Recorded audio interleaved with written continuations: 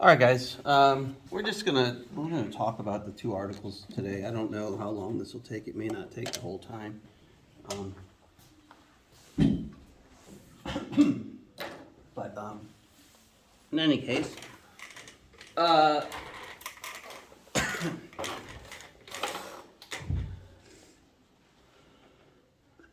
excuse me. What's the question that Sinnott-Armstrong is trying to answer? Is that the first one or the second? That was the first one. One? Yeah, just to be clear, Sinnott-Armstrong's a guy, Hourdequin is a woman. He's trying to answer whether you have a personal responsibility for global warming and climate change. Okay. Right, and so, I mean, the question, the kind of scenario he uses is, he's not casting any doubt on global warming and its connection to climate change scientifically, which would be a lot of the arguments again that might kind of diminish our responsibilities. But he's asking, right, assuming that there is climate change caused by global warming, do we have individual obligations to combat it, right? And he uses the scenario of taking a SUV out for a joyride on a Sunday afternoon, thereby emitting more greenhouse gases than would have been emitted if we hadn't gone for a drive or if we had taken an alternative mode of transportation. Okay, and he basically is saying, is there an obligation not to do that?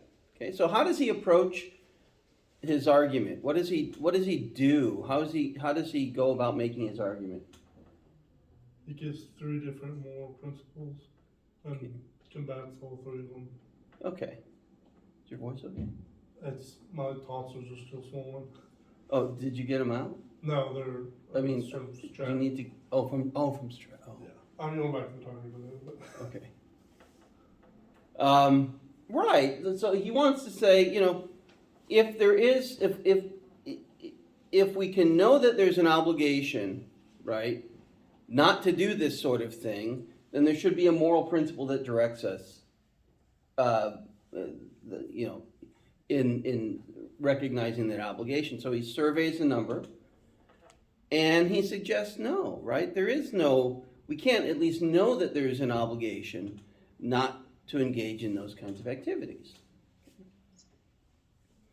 It's not an argument that it would be good to do that, or that,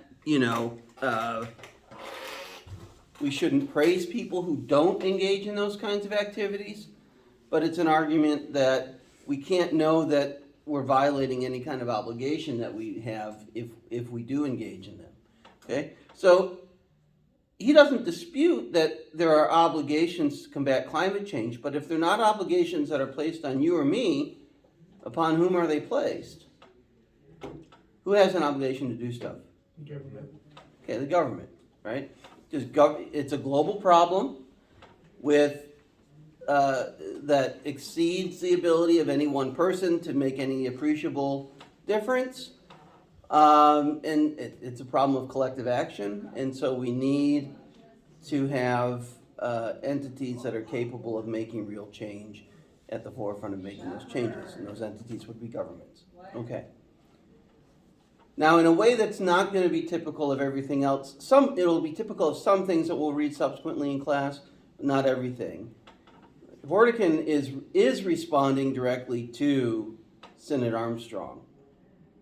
So her argument is a criticism of his argument.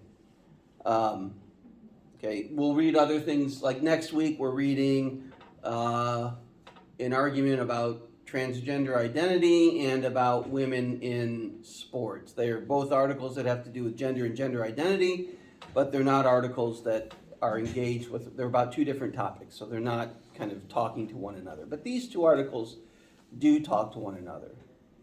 So Hourdequin begins her essay by kind of outlining, and this is a pretty commonplace sort of way of arguing, outlining some of the problems, outlining the general trajectory of Sinnott-Armstrong's argument, okay? But what is the gist of her argument? How does she suggest that he fails?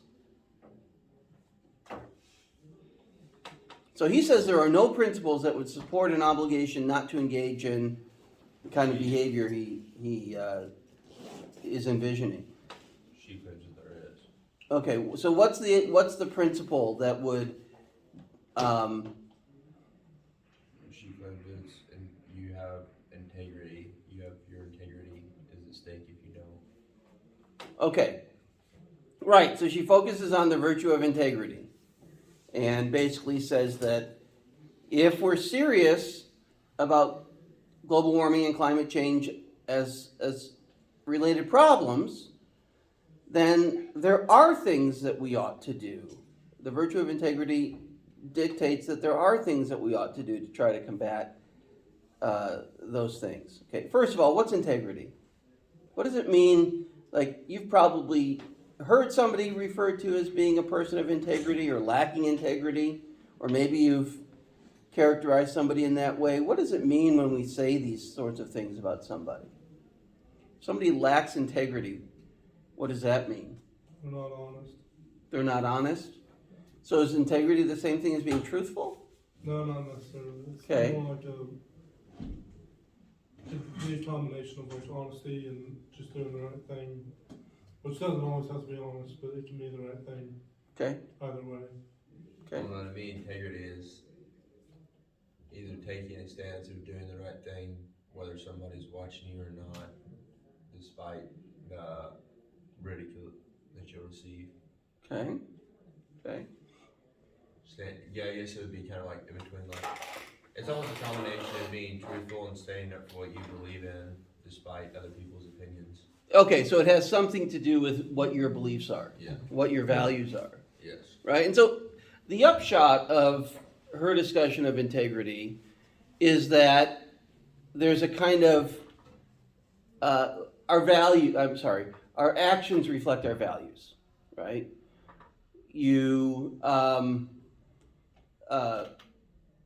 If you talk the talk, you should walk the walk. Yeah. Right?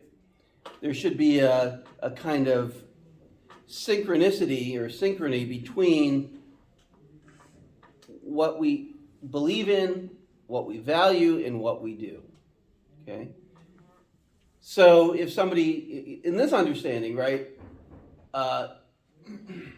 if somebody were to lack, an example of somebody who might lack integrity, for example, would be, say, a politician, right, who on the campaign trail talks about getting corruption out of politics and cleaning up Washington or whatever it might be, but who then, engages in corrupt behavior himself or herself, something like that, right? Where your actions don't reflect your values or what your values, what you express as your values. Okay. If you encountered, for example, if you had a professor for a literature course who maybe because you were bored one afternoon and you were stalking them on social media, you found out that they said something like, "I hate reading novels. I only read trashy, romance," or something like that. "I don't like literature." You might think, well, that's not somebody I want, teaching me about Shakespeare and Dickens or, Faulkner or something like that, right? I want somebody who appreciates good literature. Okay, right? So kind of the who we are and what we should do should be in alignment with one another. Okay, so she uses that, right, to argue that that's something that Sinnott-Armstrong neglects. And that the person who truly is, whose actions are in alignment with their values, will, even if in doing so it's, only a marginal contribution, will act in certain ways if they truly are concerned about, Climate control, greenhouse gas emissions. yeah, responding to that problem.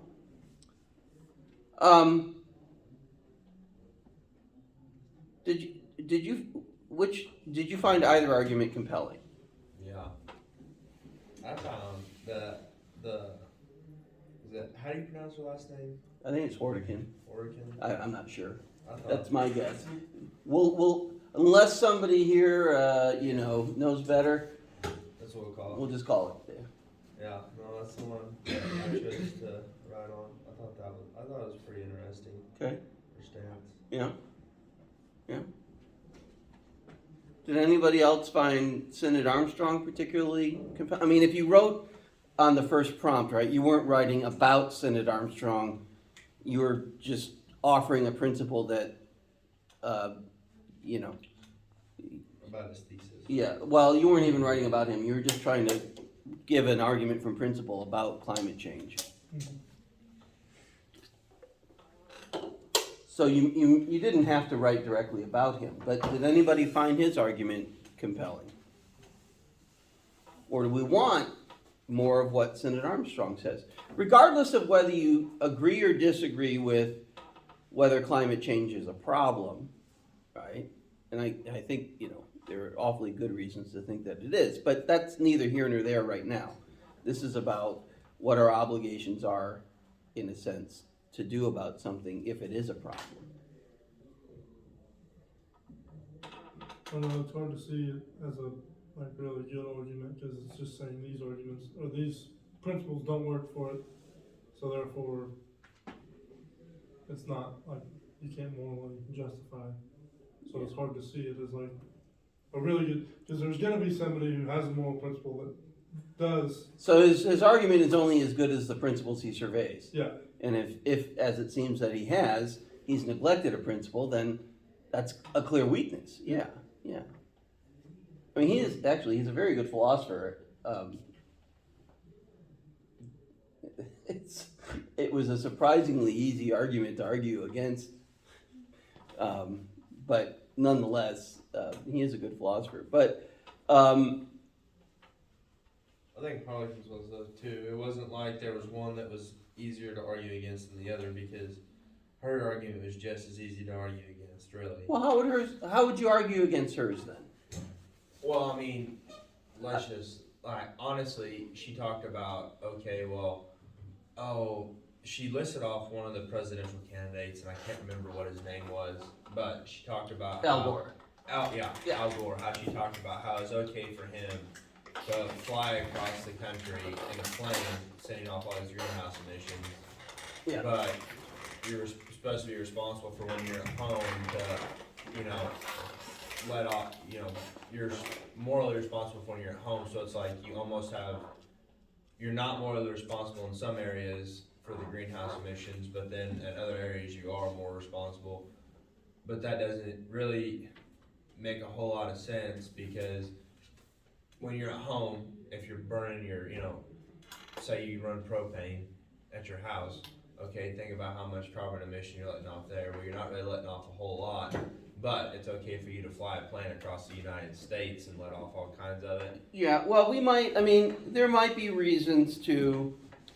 And I'm not saying it's not morally permissible reasons Yeah. for that, but. What did she say? We might think. We might think. So, we might not think too. But we might think that Al Gore is morally justified in flying around the country, which is a very greenhouse gas intensive activity, in order to promote awareness about climate change impacts and catalyze social change. Okay. But integrity requires that he control his own emissions, in his household. Okay. We might question Al Gore here, right? We might say, if you're really a person of integrity, and so we might say this is not the best example you could have used, No. right? Because That's possibly the worst example. well, yeah. I mean, why would she suggest that it's a good example? Well, in flying across the country, he has the ability to spread his message to more people more quickly than other means of doing so. But you might say, you know what? Especially today. Now, when Al Gore was doing this, That was in what, the 80s? no. 2008. Well, you do know he was vice president, right? Yeah. Okay, so he was Bill. Amanda, I don't expect you necessarily to know that, but he was Bill Clinton's vice president in the 90s. Okay, and then after in the years after his presidency, he's been largely a climate activist. So it's probably more years now than I care to remember. Probably 10 or 15 years ago, he released a documentary called "An Inconvenient Truth." Have you heard of that? You might have watched it in school. I think it won an Oscar, if I remember correctly.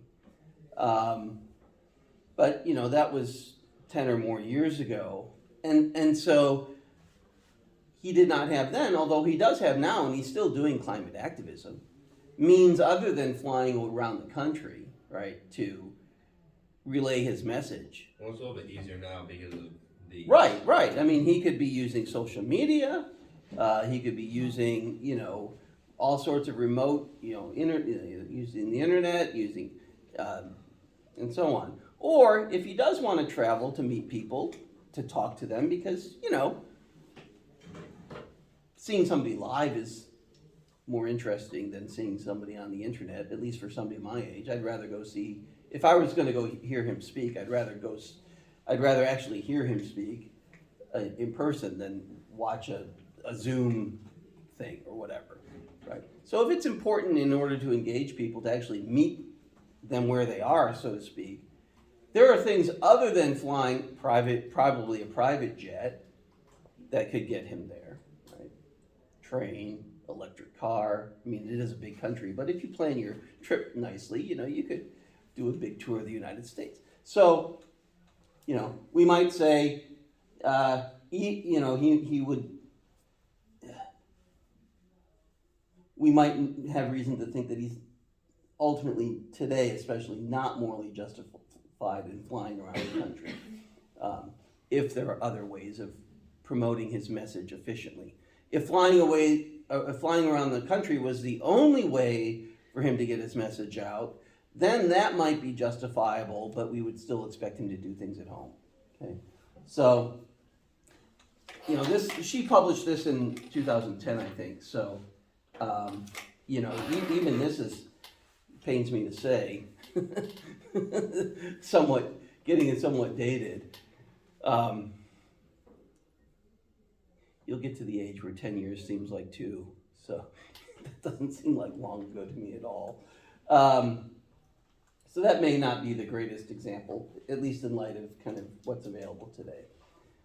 How could we apply these ideas to other issues, right? So the thing that's characteristic about climate change is that it's a large problem that no single person has caused all by themselves, and that no single person can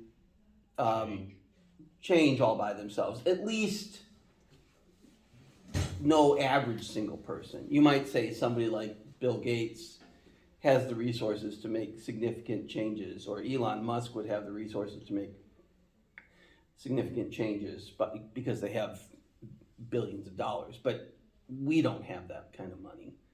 We can only do what we can do, okay? And what we can do is rather modest, and that's not going to make an appreciable difference just by itself, okay? But what are other problems that are really big in scale and that we can't do a whole lot about by ourselves, but that we still might think that we have obligations to respond to in some way? Slavery in other countries. Okay.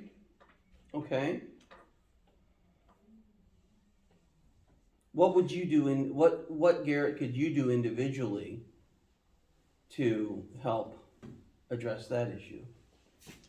I mean, there's not really a whole lot individually that I could do.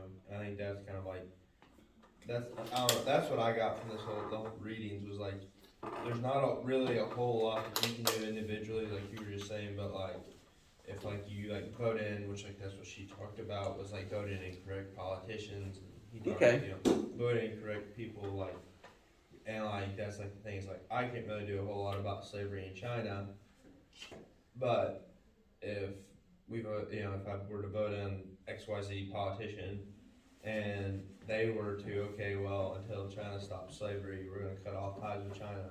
Okay. And that would be, that would be something that I could do, is vote for somebody who stands for the morals that I stand for. Okay, but Hourdequin wants to say that at least with regard to some of those large-scale issues, there are things that you ought to do. So take for example, like poverty.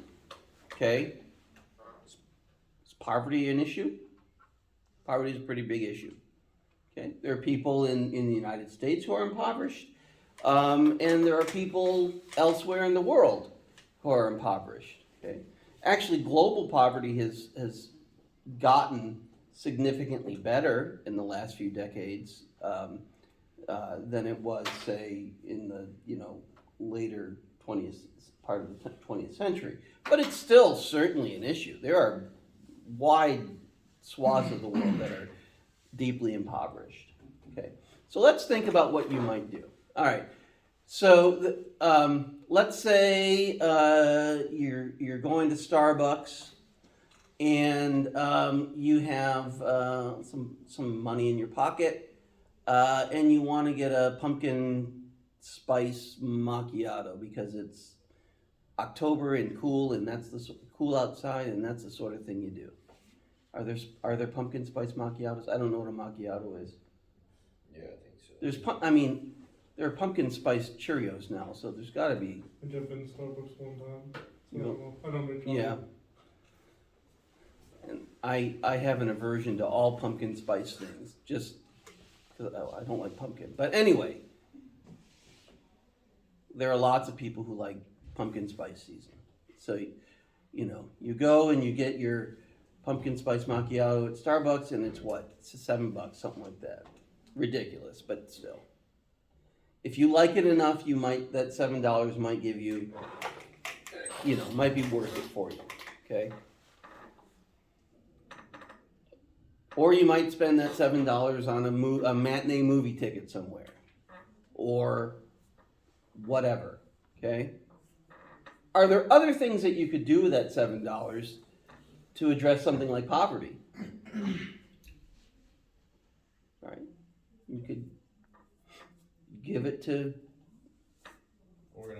an organization like Save the Children or Heifer International or whatever, okay? Let's say you have done some research and you make sure that it goes to the organization where you're going to get the most bang for your buck.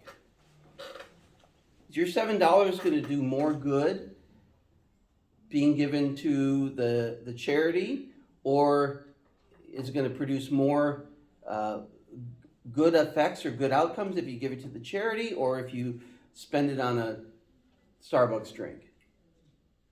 Sure. Yeah.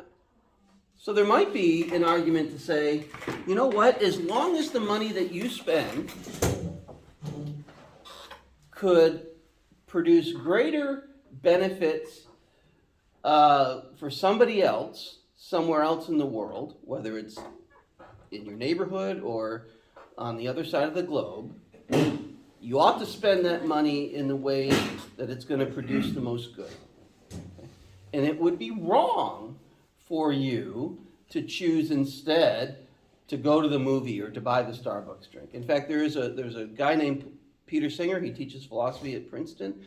He's made this argument, and in a less demanding, more recent version of this argument, if I remember correctly, I'd have to go back and look at it. But I think he suggests that the average American would be obligated to, because of the good it would do, the greater good that it would do, it would be obligated to give as much as 40% of their after-tax income to charity. Now, are there people who are going to think that that's too demanding? Yes. Yeah, sure there are, right? Plenty of people. So what would the response of most people be to that kind of obligation? Probably Screw middle you. finger. Screw you and the middle finger. Okay, maybe both, right? Okay. So there are problems with that, right? Because we don't want to impose obligations on people that are so demanding that they're just going to reject them. That undermines the whole point of trying to motivate people to do good things, to act morally, right? If you're being too demanding. Right? So That's like a very socialistic view on like that though. Like, Singer's not arguing that the government has an obligation to do that. Singer's Well, arguing that you have an obligation to do that. well, I agree, but that's like a very that's a very socialistic view as like an individual.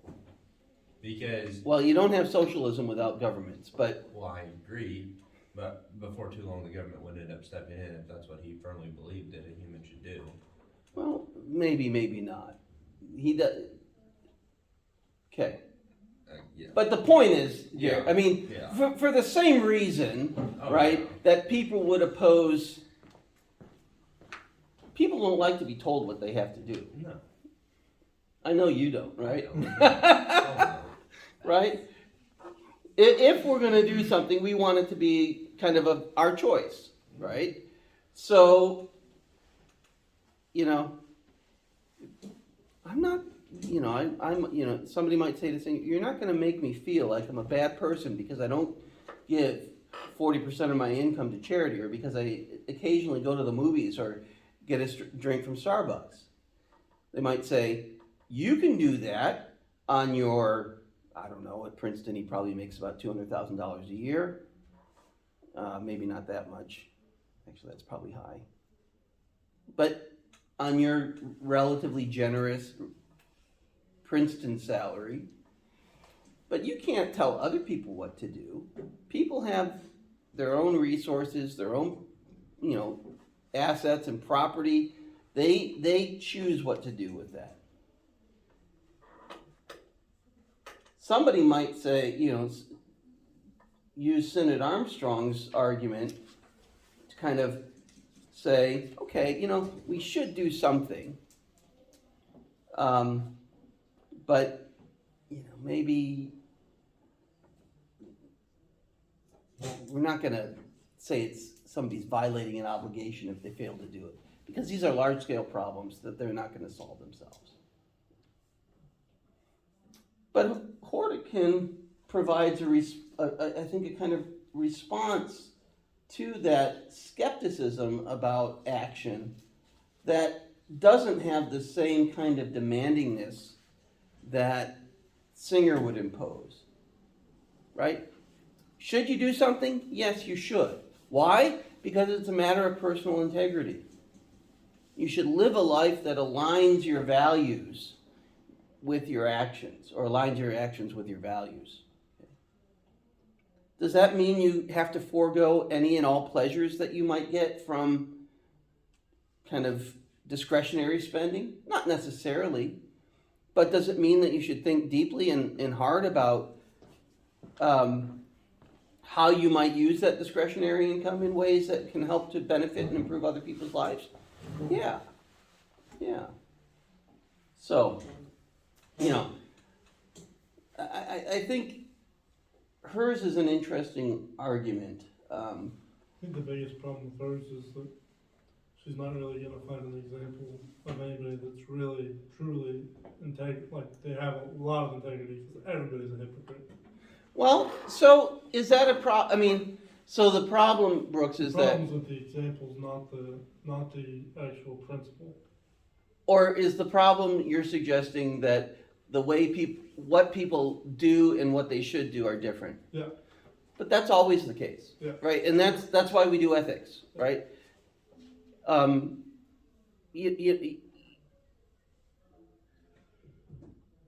if you ask me, are we ever going to, is the world ever going to be rid of racism or sexism or other forms of, discrimination? Is the world ever going to be free of problems like poverty or desecration of our environment? I would say no, right? We're never going to reach a utopia where everything is as it ought to be. There's always going to be a gap between how things are and how they ought to be. We can close those gaps. We can make progress, but there's always more work to do. In some ways, it's sort of like trying to determine what the truth of something is. Do we get better understandings of reality the more we do science? Yeah. Are there always going to be mysteries and questions? Are we ever going to have complete knowledge? No, right? We're human beings, right? So ethics is not, so her point is not to say that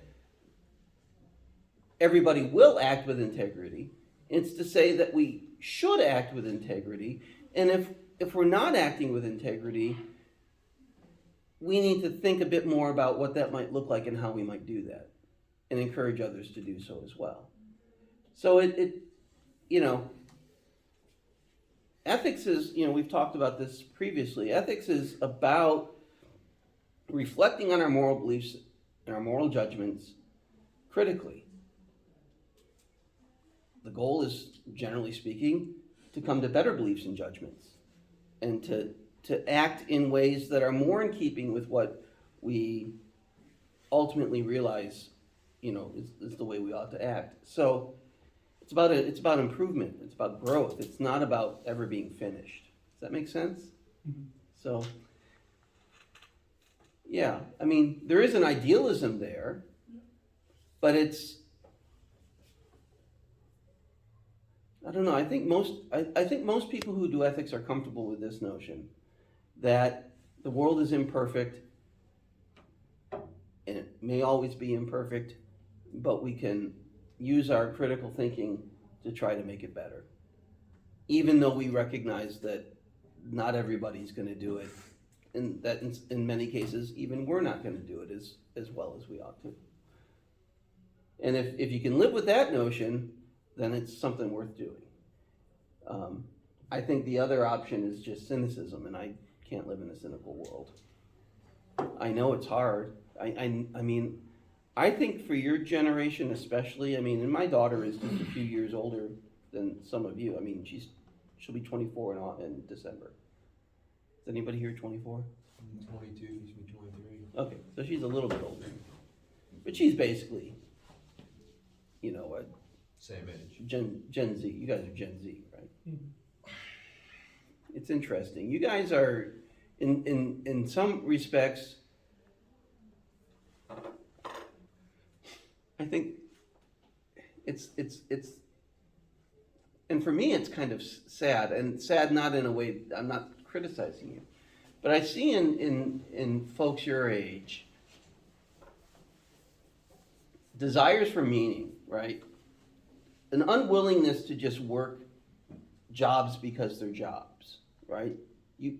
Many people your age want jobs that are meaningful, that provide you with opportunities to live out your values, to pursue your interests, right?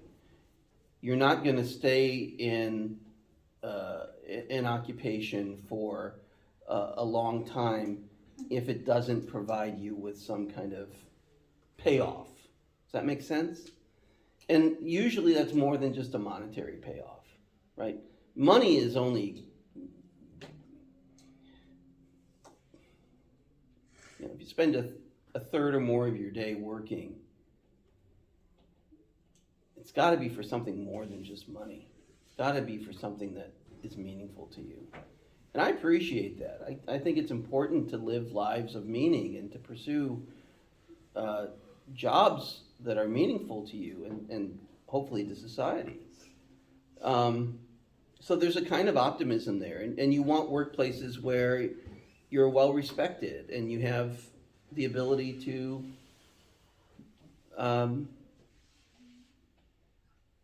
be a part of what goes on. You don't want to just be told what to do. Does this seem right? You want to be empowered in the workplace, right? That, huh? I think that's like part of the problem though, is like, there's a lot of like our generation that doesn't want to like start at the bottom and work their way up. They always want to start like at the, like, oh, well, I should be in the management position. Okay, well, if you don't have anybody underneath you, then are you really a manager? You're not in the management Well, position. sometimes that can be a challenge, I think, yeah. But I think that reflects more the desire to be seen as somebody who's making a contribution and recognized for those contributions. And to be part of a kind of a team rather than being someone who's just an underling of a boss. But I get what you're saying, Garrett. Well, and I don't know. I feel like our generation too is like, and I'm not saying it's everybody, but I know for a fact there's a lot of people in our generation that just don't want to work in general. They'd rather live off welfare, get their money from the government, and do absolutely nothing for their life. And I know that for a fact because I've met a lot of them. I'm gonna guess, Garrett, that you could find people of my generation or my parents' generation or my parents' parents' generation Well, I'm not who would say disagreeing. the same thing. Well, I'm not disagreeing with that. I'm Yeah. just saying there seems to be more of a theme now than when my mom, you're in my mom and dad's generation were growing up. That'd be because I'm sure that growing up you had a job. You worked a job in either high school or college. Yeah, My mom and dad did too. Yeah.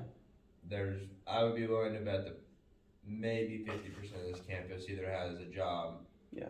during the school year. well, And it's not anybody, it's not necessarily anybody's fault or anything. It's just the desire to work and be. Think about this too. How many kids are moving out after they graduate high school and like actually moving out? Like, how many kids are ready to be on their own at 18 years old? But how many kids also live with their parents till they're 30? Well, there's nothing wrong with that. Like my aunt did that. There's nothing wrong with it. But it's the fact of my generation staying home longer with their parents. They're doing what they want, and I don't know. I feel like that's part of the need for fulfillment is they don't find fulfillment enough in themselves to drastically change what they're doing. So they're going to work at something until they can actually find fulfillment. But I have a feeling that a lot of our generation is not going to ever be able to find fulfillment because they don't want to venture outside of the little box they put themselves in. that may be. I feel like that's where our generation is failing. I mean, the point I was trying to make is that I sense a kind of, in some respects, some idealism on the part of your generation, that work should be like this, and I want my workplace to be like this, just to talk about work. Mm-hmm. But also it's kind of skepticism and cynicism about whether work will be like that. So you have a lot of job hopping and things of that nature. And I don't, that can be a tension that's difficult to live with. I'm just trying to go back to that notion of there being ideals that we should strive for that we can't fully kind of realize. That there has to be a degree of comfort with that, with the kind of incompleteness or the dissatisfaction, the lack of wholesale satisfaction in fully living out our ideals, but still striving to continue to try to do that. So I'm hoping that the optimism and the desire to make positive change in the world wins out with your generation and doesn't just turn into a kind of cynicism that sees no room for progress and that nothing's getting better. That last week when I asked you that question, I think in this class, in the 9 o'clock class, there was a fairly wide range of responses. In my online class, and I think some of those students are older, so maybe this is, I don't know, maybe it should be trouble. there was almost I think almost everybody, if not everybody, said no. If anything, things are getting worse. And I thought, oh boy, I can understand if we focus on certain things, how we might think they're getting worse. But if we step back a bit, and that's what we're doing when we're doing ethics too, right? We're trying to step back a bit and get a broader perspective on things. I'm hoping that we can see that there's progress that is being made, even if it's not uniform, even if it's not everywhere, even if it's only partial. Because the one thing I don't want, and there are reasons why it's easy to develop this in today's world. I don't want you to be cynical. And because if you're just cynical about the world, it just undermines any kind of hope that you might have about what difference you can make. And I think you all can make a difference. All right. We excited about fall break? My last class was not excited about fall break. I'm excited about fall break. They were all like, what do you mean? I don't get a break, blah, blah, blah, blah, blah. We have to still practice. It's like, yeah, but you don't have to go to class for 2 days, 3 days, and 2 days, and you don't have to, I don't know. I ain't gotta worry about getting up at 8 a.m. to go to the kids too. We like to complain. You got a quiz due Sunday, and you still have a reflection question due tomorrow, but you can do those now. You mean Friday? Friday, yeah, sorry. Today's Wednesday. It is Wednesday. This week has been screwed up for me. Reflection question due Friday, but if you do those now, then you don't have to worry about it. So, all right, well, whatever you do, have a good break, guys. I'll see you Monday. The readings are in the college ethics book for next Monday.